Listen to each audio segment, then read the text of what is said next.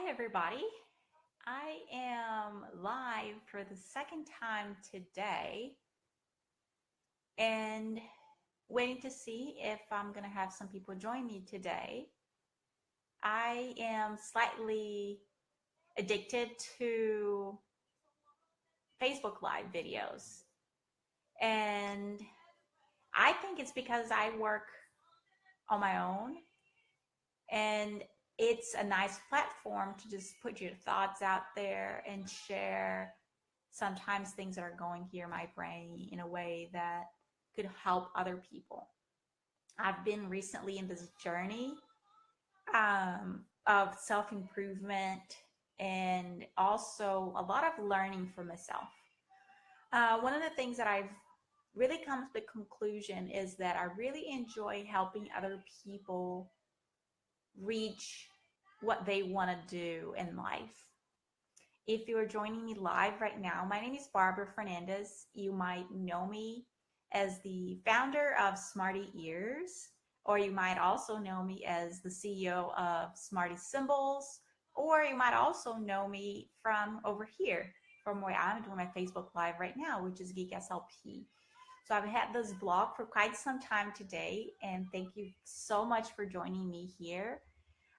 If you're watching this video recorded later on, I hope you find benefit on my story that I'm going to share today.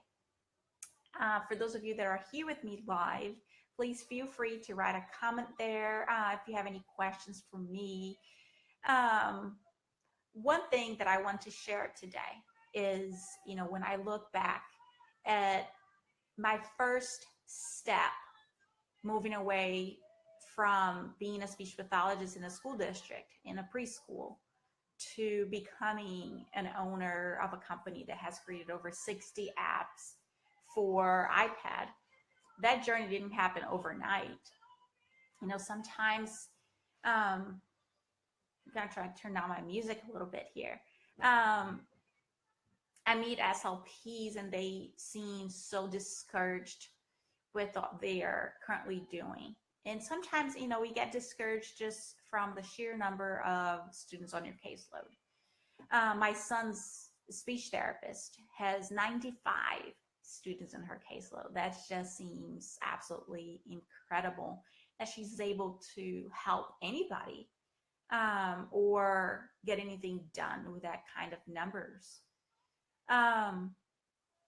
And when I was working in a preschool, I was the only bilingual speech pathologist that they had in the district that was primarily Hispanic. I was extremely overworked. I was unhappy, despite the feeling that I get, feeling fulfilled with doing speech pathology, actually exercising my profession and my gifts. And I remember I took a trip with my husband to Egypt that summer, right before school started that year. That was 2009.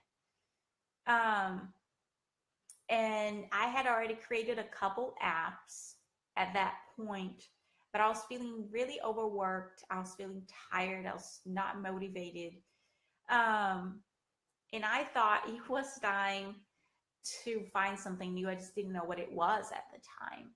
My soul was already searching for something different, something a little that would motivate me to wake up in the morning and feel happy going to work every day.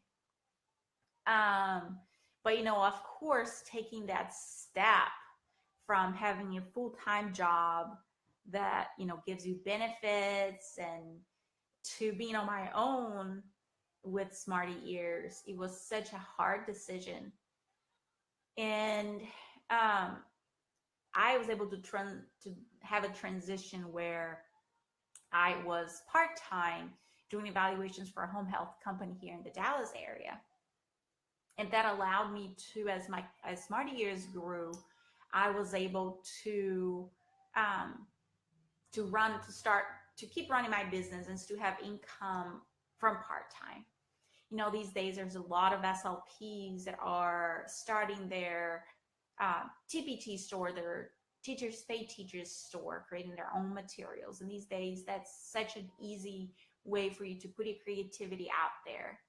But primarily, I wanted to encourage you that our profession is so vast, it is so diverse. There's just so much that you can do within speech therapy. So if you're working in the schools, or sometimes even moving grades and changing grades will help you find a better place to be, a place where you feel a little more fulfilled. If you're feeling stressed in the schools with a caseload of 95 kids, you can always go somewhere else. Think about opening your private practice, joining a telepractice company that is offering, that has openings. And then luckily within our profession, not only there's lots of places that you can be, but there's always tons of opportunities. There's tons of jobs out there.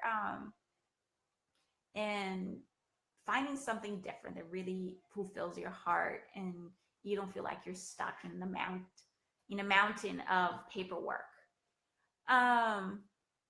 So I guess what I'm trying to get at is, I see that sometimes people are trying to find that new thing overnight, as if you're supposed to know what your next step is going to be. For me personally, I had no idea that 10 years later, I would be running 2 speech therapy businesses, and having sold millions of apps around the world. But it was really that first step of feeling that I needed to do something better with my skills, with finding a new passion within my profession. You don't have necessarily to even change professions, even though that could be an option too, right? You're never too old to start again. But because our profession is so diverse, if you work in the schools, maybe, try to work with adults somewhere else on the SNF facility. Or if you're in a hospital, you want to try, if you're feeling overworked, needing some, time off, go to the school setting. And I know sometimes switching the setting, switching the grade, if you're in a school district, is good enough.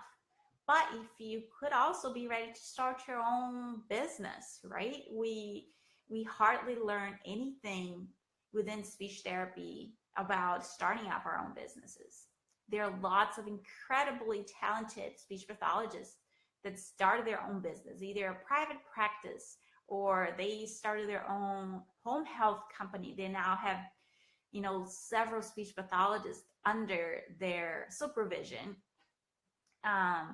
There are other app developers that are contributing to our profession with their writing talents or their app development skills, which is, in my case.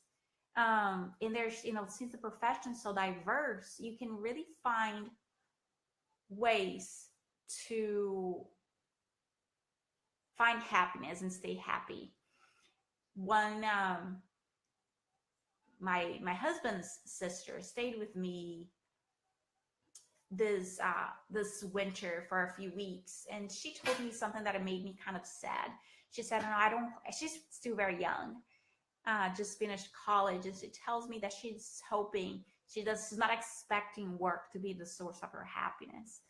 Obviously, there is more to life than work, but if you're doing something 8 hours a day, you really need to feel happy with what you do. Most of the times, it's not the kids, it's not the people we are actually helping, but everything that goes with our work. And it is possible to love everything within your work. I actually enjoyed doing evaluations. I enjoyed writing reports.